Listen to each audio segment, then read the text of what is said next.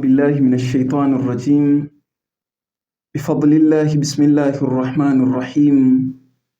Assalamu alaikum wa rahmatullahi wa barakatuh. Ndugu zangu katika iman, kwanza nipende kumshukuru Mwenyezi Mungu kama ilivyokuwa ada kwa mtu mwenye iman na mwenye kumtambua Mwenyezi Mungu Subhanahu wa Ta'ala. Huwa ni kuanza kwa kumshukuru Mwenyezi Mungu na kumtaka rehma na amani zimwendee Bwana Mtume sallallahu alayhi wa alihi wasallam, ambaye ndiye mlezi wetu wa iman na ndiye aliyetuletea Uislamu. Kwa ajili hiyo tunayo haki ya kumshukuru sana Mwenyezi Mungu na Bwana Mtume sallallahu alayhi wa alihi wasallam. Bila shaka tupo katika mwezi mtukufu wa Ramadhan, tukiendelea na darsa mbalimbali za kupeana mafunzo ya kuweza kutubadilisha kutoka kwenye harakati za kimazoea na kuingia katika harakati ilmia. Mwenyezi Mungu Subhanahu wa Ta'ala katika Qur'an anazo aya mbalimbali za zungumzia suala zima la saum. Darsa iliyopita tulizungumzia aya inayopatikana katika surat al-Baqara, sura ambayo tulisoma kwamba Mwenyezi Mungu anasema kutiba alaykumus siyam ya ayyuhalladhina amanu kutiba alaykumus siyam, enyi ambao mmeamini imefaradhishwa kwenu nyinyi saum kama kutiba ala alladhina min qablikum la'allakum tattaqun, kama vile ambavyo imefaradhishwa kwa waliokuwa kabla yenu, lengo na madhumuni mpate kuwa wacha Mungu. Leo napenda iwe ni muendelezo wa darsa iliyopita, lakini leo tuangalia katika upande wa nukta hii muhimu. Je, mwezi wa Ramadhan kama mwezi wa kimalezi kwa Waislamu wote duniani, je, ni mwezi unaojitosheleza pekee kumtengeneza mwanadamu, kumtengeneza Muislamu akarudi katika asli yake, au inahitajia nje ya mwezi wa Ramadhani pia? Bila shaka ndugu zangu, aya ukiisoma kwa umakini sana utagundua Mwenyezi Mungu Subhanahu wa Ta'ala mbele ya aya hii ya saum amezungumza kitu cha msingi sana, kwamba saum ni ayyama maadudat, ni masiku yanayohisabika, ni masiku machache, ni masiku ambayo kifupi hayatoshelezi, japokuwa ni mwezi ambao tumeambiwa kwamba mtu akifunga biniyatin sadiqa, kwa nia ya kweli, anarudi ni kana kwamba ile siku aliyozaliwa na mama yake, kayaumi waladathu ummuhu, kama ile siku aliyozaliwa na mzazi wake. Ndiyo hadithi za tufundisha hivyo. Lakini ukiangalia kwa uhalisia na saumu ya siku hizi na watu ambao wanafikiwa na baraka ya mwezi wa Ramadhan, kwa kweli unapata kuona ni mambo mengi sana ambayo yanahitajia kwa kweli na nje ya Ramadhan tupate pia masiku bali na miezi na miaka ya kuendelea kuizoezesha nafsi kufikia katika yale malengo ya ukamilifu. Huu ni utangulizi wa darasa. Sasa naomba tuangazie upande wa kimabadiliko. Tuangalie, je, ni sahihi kwamba mwezi huu wajitosheleza au la? Kwanza tukianza na upande wa aya ya Mwenyezi Mungu ambayo tumeisoma, anasema kwamba ayyama maadudat, ni masiku yanayohesabika, kwa maana ni masiku imma 29 au 30 kwa mujibu wa muandamo utakavyokuwa. Ikiwa ni mwezi mkubwa, ikiwa ni mwezi mdogo, inakuja ikhtilafu. Yaweza ikawa ni siku 29 na yaweza ikawa ni siku 30. Kwa mujibu wa aya hii yaonyesha kwamba haya kwa kuwa ni masiku machache, maana yake ni masiku ambayo kipekee hayatoshelezi. Nafsi kama nafsi ya mwanadamu ilivyo, ni nafsi ambayo inahitajia malezi ya tadrijiyan, malezi ya hatua kwa hatua, kwa maana kwamba baada ya huu mwezi mtukufu wa Ramadhan pia tunahitajia muendelezo wa yale ambayo tulikuwa tukiyapata mwezi mtukufu wa Ramadhan. Mpaka hapo tutapata kuona kwamba mwezi wa Ramadhan ni mukaddima, ni utangulizi wa sisi kujilea na kufikia katika level ya ukamilifu. Mtume Muhammad sallallahu alayhi wa alihi wasallam, katika miongoni mwa maneno yake ambayo yanaashiria kwamba haitoshelezi mwezi mtukufu wa Ramadhani pekee katika kumtengeneza mwanadamu, ana maneno yake, anasema ayuhan nas, enyi watu, inna abwabal jinan, kwamba hakika milango ya pepo, mufattahatun au fi hadha shahri mufattahatun, hakika milango ya pepo ambayo Mwenyezi Mungu Subhanahu wa Ta'ala amewaandalia ndani ya mwezi huu mtukufu wa Ramadhani imefunguliwa, iko wazi. Kwa maana utakapoomba kuifikia basi utaifikia kwa urahisi. Wa abwaban nirani mughlaqa, na milango ya moto imefungwa ndani ya mwezi huu mtukufu wa Ramadhan. Washayatin maghlulatun, na mashaitan washawishi alladhi yuwaswisu fi suduri nnas maghlula, wamefungwa, wako kizuizini, wako mahala ambako hawawezi kuwa ni kishawishi chenu tena. Fasalu rabbakum, basi muombeni Mola wenu, muombeni mlezi wenu, alla yusallitaha alaikum, asije akawapa nguvu kwenu nyinyi. Kwa hiyo kwa mujibu wa hadithi hii kwamba milango mwezi huu imefungwa ya moto na milango ya peponi imefunguliwa, ni dalili ya kwamba kuna muda milango hii, yani milango ya motoni inafunguliwa, na kuna muda milango ya peponi inafungwa. Kwa ibara nyingine nzuri ya kupendeza kwamba huu mwezi mtukufu wa Ramadhani ni mwezi ambao khairati zinawekwa wazi, fursa zinawekwa wazi. Maana yake nini? maana yake sisi tumepewa kama mukaddima, utangulizi.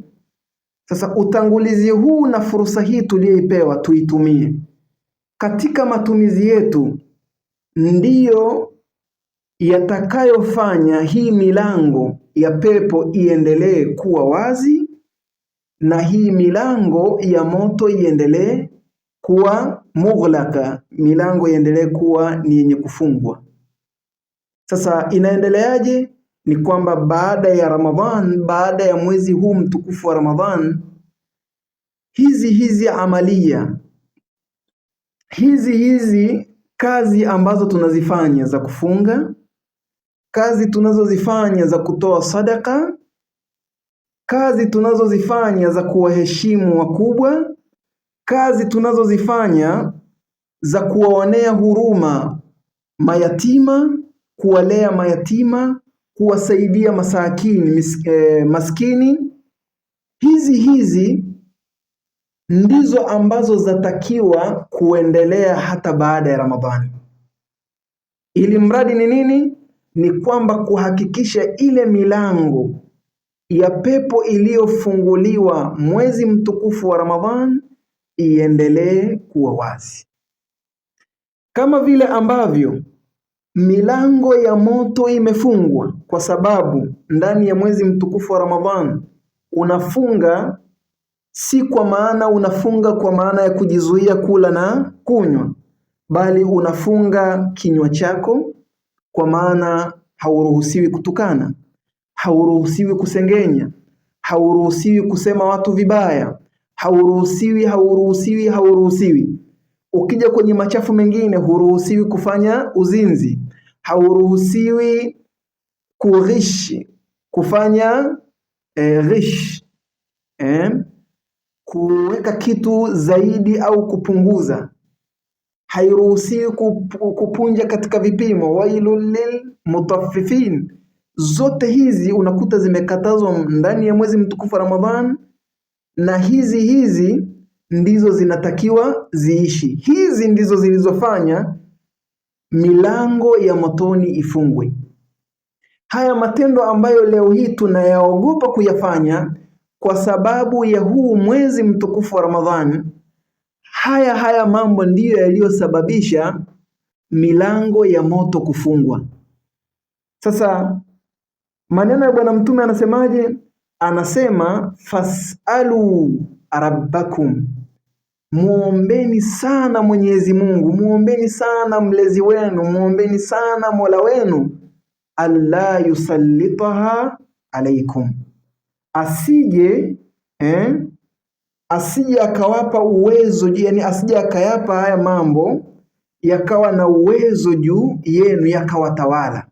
Kwa maana tukiweza kuyadhibiti kipindi hiki, maana yake tutakuwa tumefanikiwa kuibakisha milango ya pepo ikaendelea kuwa wazi ndani ya mwezi mtukufu wa Ramadhan, na ikaendelea kuwa wazi baada ya mwezi huu mtukufu wa Ramadhan.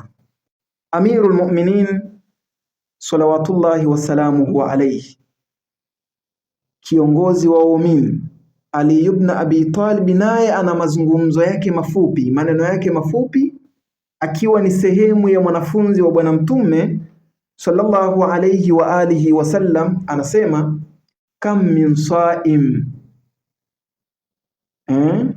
ni wangapi wanaofunga, laysa lahu min siyamihi illa al-ju' wal-'atsh, ni wangapi wanaofunga lakini hawapati katika saumu yao chochote isipokuwa njaa na kiu. Maneno haya kwa kweli ukiyafikiria ni mazito. Kwa nini? Kwa sababu wengi wao wanafunga wakiwa na mtazamo ya kwamba kufunga ni kule kujizuia kunywa na kula, na haya ni makosa makubwa mno. Moja katika vitu ambavyo jamii inatakiwa izinduke ni masala mazima hata ya baadhi ya sheria za funga zijulikane. Leo hii watu hawajui kwamba ili ufunge ni lazima kuwe na shurut, kuwe na masharti 6, masharti ambayo yanamfanya mtu awe na vigezo vya kufunga.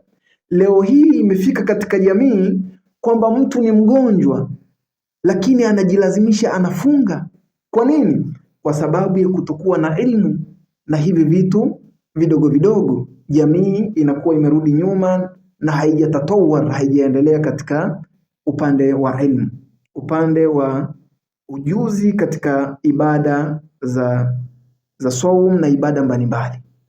Mfano, kuna suala zima ambalo kwa kweli linasikitisha sana. Mfano, suala la wakati wa kufuturu limezua mijadala mingi na mashekhe, sijajua ni kutokuwafikishia waumini au sijajua ni kwa sababu ya maslahi yao au sijajua ni kwa sababu ni wazito kufikisha, wameshindwa kuieleza jamii kwamba saum muda wake wa kufuturu ni huu. Saumu haitakiwi ifungue kwa kigezo fulani.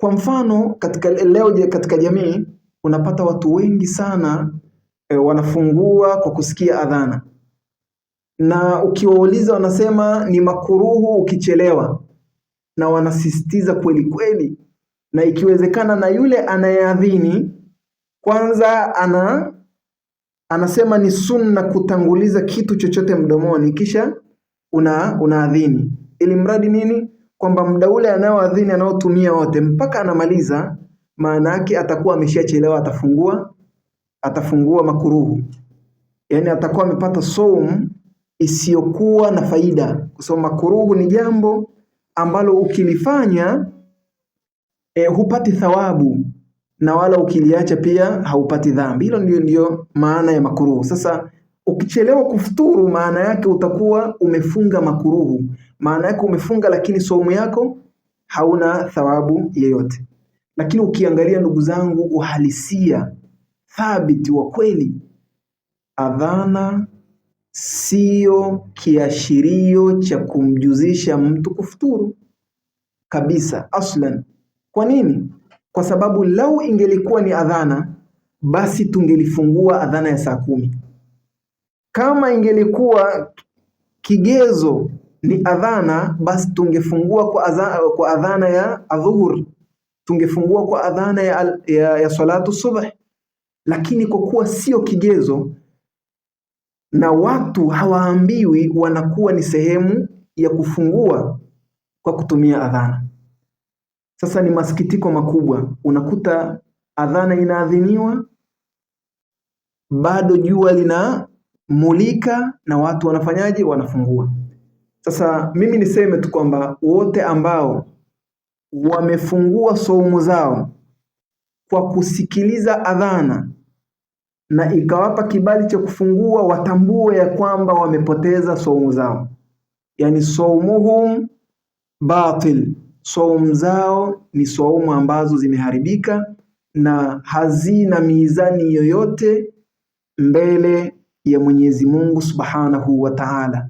Kwa dalili ipi? Kwa maneno ya mwanafunzi wa Bwana Mtume sallallahu alayhi wa alihi wasallam. Mmoja katika maneno yake akasema, kam min saimin laysa lahu min siyamihi illa al-ju' wal-'atsh, kwamba ni wangapi katika wanaofunga lakini hatima ya funga zao ni inabaki tu wamepata maumivu ya kubaki na kiu na maumivu ya kushinda na njaa. Sasa ni muhimu sana kuchunga shurut za saum, kuchunga nyakati za kufuturu, kuchunga namna hata ya kuendea saum, kufunga kwa nidhamu, kufunga kwa utaratibu. Mtu anaweza kujiuliza, leo unatuambia kwamba tusifuturu kwa kusikia adhana, tufanyaje? Majibu hayo yanatolewa na Qur'an tukufu kitabu cha Waislamu wote. Mwenyezi Mungu Subhanahu wa Ta'ala anazungumza kwa kinywa kipana kwamba thumma atimmu siyama ila al-layl, Suratul Baqara aya 187. Ukifungua mwisho mwa aya hiyo kuna hiki kipande ambacho Mwenyezi Mungu anaeleza wazi wazi kwamba hakikisheni mnatimiza saumu zenu nyusiku zinapoingia na wala sio adhana inapoadhiniwa. Lakini kwa haraka tuna maneno vile vile ya al-Imam Sadiq salawatullahi wasalamuhu alayhi, Allahumma salli ala Muhammadin wa ali Muhammad. Anatueleza funga. Tunaposema tumefunga nini? Yeye mwenyewe anasema ili uibakishe saumu yako iwe ni ile saumu yenye kubakisha milango ya pepo kuwa wazi ndani ya mwezi mtukufu wa Ramadhan na hata baada ya mwezi mtukufu wa Ramadhan, na uifanye saumu yako ni yenye kuendelea kuibakisha milango ya motoni kuwa imefungwa ndani ya mwezi mtukufu wa Ramadhan na baada ya mwezi mtukufu wa Ramadhan. Anasema ni kwa hivi vigezo vifuatavyo. Qala al-Imam Sadiq, idha sumta faliyasum sam'uk wa basaruk wa lisanuk anil kidhbi wal maharim. Unapofunga uhakikishe kwamba masikio yako yamefunga. Maana yake nini? Maana yake hausikilizi haramu. Maana yake hauruhusu masikio yako, nyenzo zako za kusikiliza zikasikiliza vitu ambavyo Mwenyezi Mungu Subhanahu wa Ta'ala haviruhusu. Moja. Pili, hauruhusu macho yako, wa basaruk. Maana yake uhakikishe na macho yako umeyafunga. Umeyafunga vipi? Utembee ukiwa umefunga macho? La, ina maana hiyo. Inakusudiwa kufunga kwamba haya macho usiyatumie kwenye kutazama katika yale ambayo Mwenyezi Mungu ameharamisha ala al-itlaq.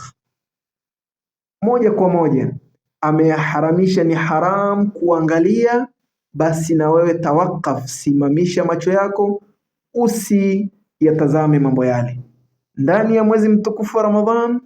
Na huu mwezi ndio utakulea kuendelea baada ya mwezi mtukufu wa Ramadhan, kuendelea kufunga macho yako.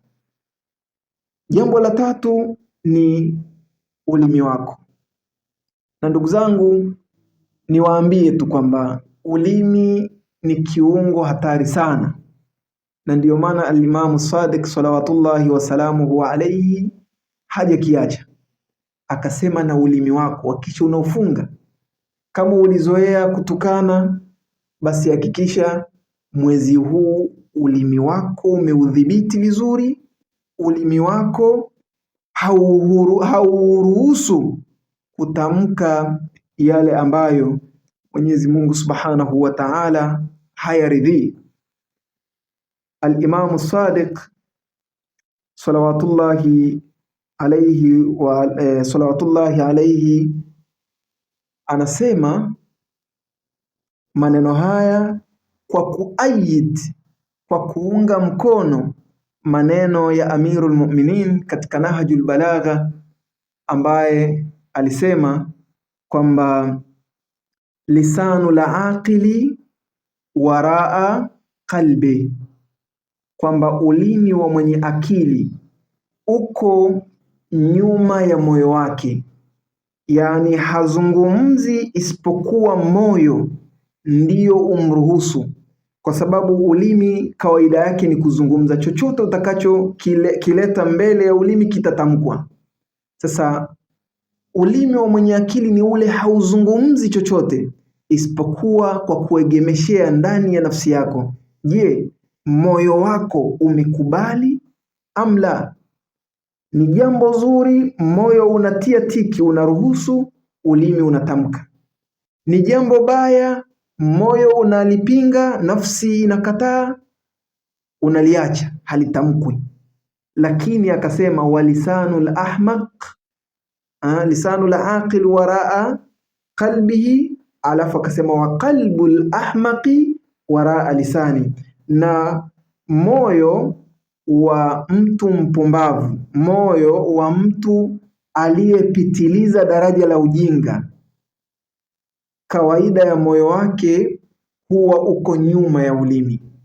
Huwa anatamka kwanza, kisha baadaye ndio moyo unajiuliza kwa nini umetamka.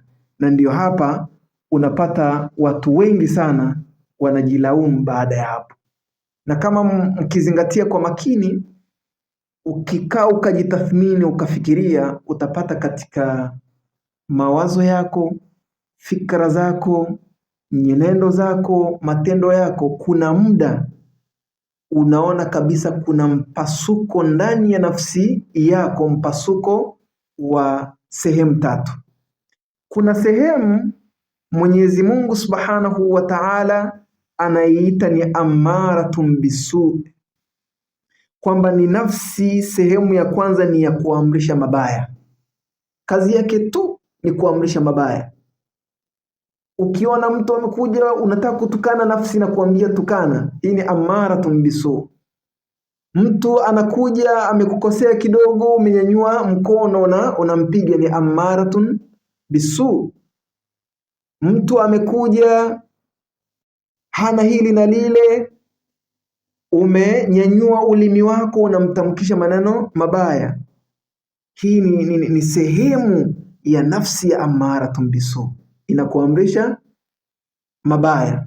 Lakini kuna upande wa nafsi ni an-nafsul mutmainna, ni nafsi tulivu, ni nafsi inayokutafutia wewe utulivu. Na hii nafsi kazi yake ni kuhakikisha inakujenga katika ukamilifu. Haikuamrishi mambo ya hovyo hovyo, inakuamrisha mambo ya msingi, inakukumbusha mambo mazuri, inakukumbusha ubinadamu wako, inakukumbusha utu wako. Lakini kuna nafsi ya tatu ambayo ni nafsi wanaita, au Mwenyezi Mungu Subhanahu wa Ta'ala ndani ya Qur'an ameipa jina la nafsul lawama, nafsi ya majuto. Na hii watu wengi wanajuta kwa sababu ya hii nafsi. Na hii nafsi inatokea wapi? Ndio ile wa qalbul ahmaqi waraa lisani, moyo wa mtu mpumbavu uko nyuma ya ulimi wake. Moyo uko nyuma, ulimi uko mbele. Akishatamka ndio nafsi inasimama kujilaumu, nafsul lawama, kwa nini nimefanya, kwa nini kadha. Sasa ni muhimu sana katika mwezi huu tuutumie kama sehemu ya kujitengeneza, kama sehemu ya mukaddima wa maisha yetu ya baada ya mwezi mtukufu wa Ramadhani. Al-Imam Sadiq ametueleza kwa madhumuni hiyo. Lakini vile vile tuna maneno ya al-Imam al-Baqir salawatullahi wasalamuhu alayhi, lakini vile vile tuna maneno ya al-Imam Zainul Abidin, pia naye ana mchango katika hilo. Lakini naomba tutosheke na maneno ya al-Imam al-Baqir salawatullahi wasalamuhu alayhi, alafu tueleze nini tunaondoka nacho katika darsa hili la pili la mwezi mtukufu wa Ramadhan. Al-Imam al-Baqir Muhammad ibn Ali anasema kwamba innama faradallahu siyama hapana shaka, bila shaka hakika Mwenyezi Mungu amefaradhisha saum ndani ya mwezi huu, liyastawi afan innama farrada Allahu siyama liyastawiya bihi al-ghaniyu wal-faqir. Naomba nirudie kisha ni tafsiri. Al-Imam al-Baqir salawatullahi wa salamuhu alayhi, Allahumma salli ala Muhammadin wa ali Muhammad, anasema katika miongoni mwa maneno yake kwamba innama farradallahu as-siyama fi hadha ash-shahri ash-sharifi liyastawiya bihi al-ghaniyu wal-faqir. Miongoni mwa falsafa kubwa ya mwezi mtukufu wa Ramadhan ni Mwenyezi Mungu Subhanahu wa Ta'ala kuwaweka daraja moja kati ya watu wenye uwezo na watu wasiokuwa na uwezo. Kawaida katika maisha tumegawanyika makundi. Kuna kundi ambalo wao ruzuku zao ziko juu, kipato chao kipo juu, lakini kuna watu ambao ruzuku zao ziko chini na vipato vyao viko chini. Na hii taban kuna hikma yake ya Mwenyezi Mungu Subhanahu wa Ta'ala kuweka hivyo mizani. Lengo ni nini?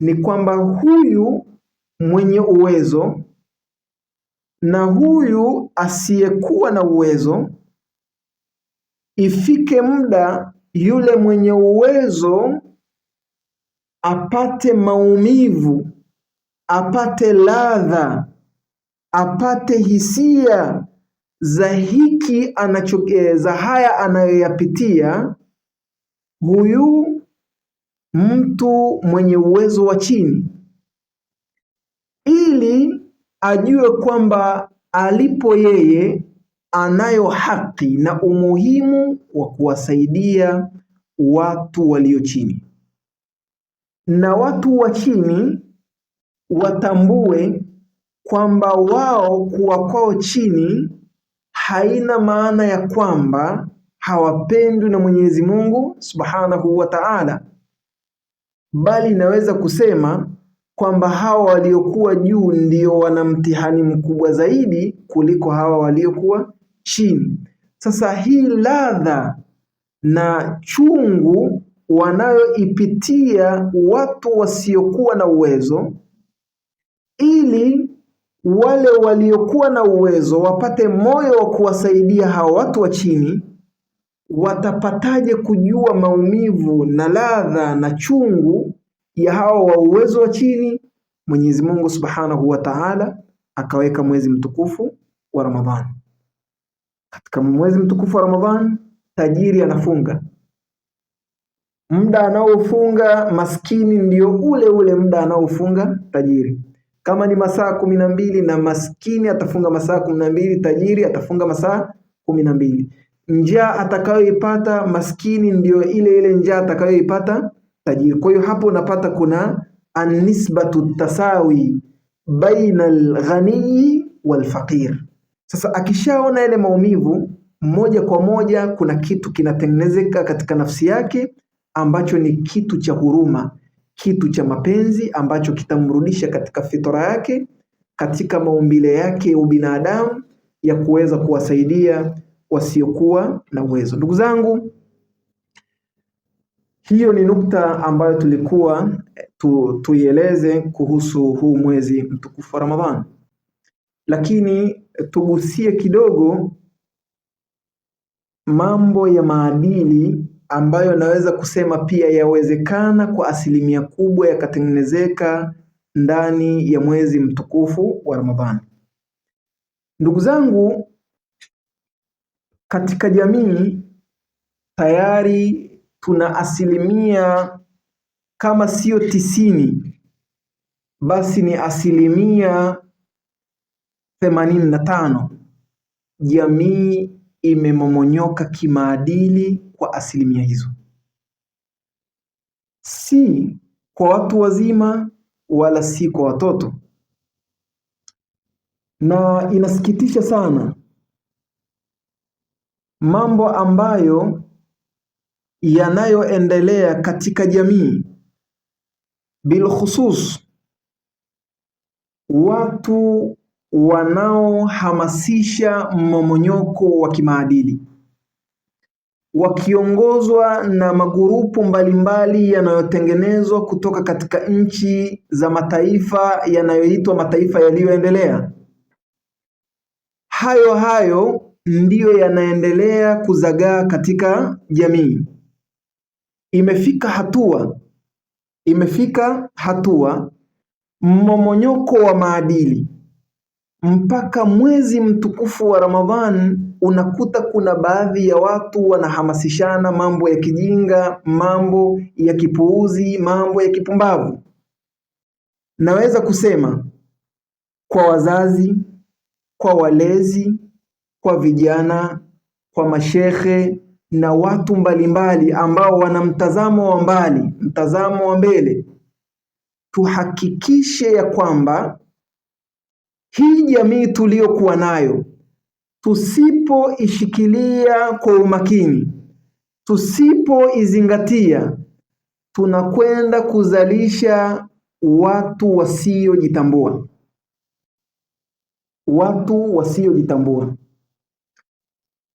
Zamani mashehe zetu na walimu zetu, bila kuwasahau wazee wetu, walikuwa wakituhamasisha katika mambo ya kheri, lakini wote wamewekwa nyuma, wote wamezibwa mdomo, wote wamenyamazishwa. Kila mtu amekuwa mjanja katika hilo, kiasi kwamba mambo mengi yanaendeshwa kwa mfumo wa elektronia, yanaendeshwa kwa mifumo ya utandawazi. Leo hii kuna watu ambao wameziacha familia zao mbali kwa kuamini kwamba familia zao zitalelewa imma ni mashuleni, au familia zao zitalelewa kwa watu wanaowategemea, au familia zao zitalelewa katika sehemu ambazo wao wanaziamini 100%. Mimi niseme kwamba kwa kipindi hiki tulichokuwa nacho ni asilimia ndogo sana, kama sio 5 basi ni 10 ndizo zina usalama katika hizo sehemu ambazo mnaziangazia. Jukumu la kimalezi, jukumu la kuitengeneza jamii lirudi kwa kila mmoja, lirudi kwa wazazi, lirudi kwa walezi, lirudi kwa walimu. Watambue hilo. Sasa hivi yale mambo machafu ambayo yalikuwa zamani kutamkwa ni nadra sana, sasa hivi yanafanyika dhahir. Yatakiwa wazazi wawe makini katika suala hilo. Mwezi huu mtukufu wa Ramadhan unakuja kutufundisha kwamba pia katika vitu vya msingi ni kukaa na familia zetu karibu, ni kukaa na watoto wetu karibu, ni kukaa na jamii zetu karibu. Tuzifundishe maadili, tuwape mafunzo ya Bwana Mtume sallallahu alayhi wa alihi wasallam, ili tuweze kufungua milango na kubakisha milango ya pepo kuwa wazi, na ili tuendelee kuibakisha milango ya moto ikiwa imefungwa ndani ya mwezi mtukufu wa Ramadhan na hata baada ya mwezi mtukufu wa Ramadhan. Baada ya kuyasema hayo, astaghfirullah li wa lakum. Wassalamu alaikum wa rahmatullahi wa barakatuh.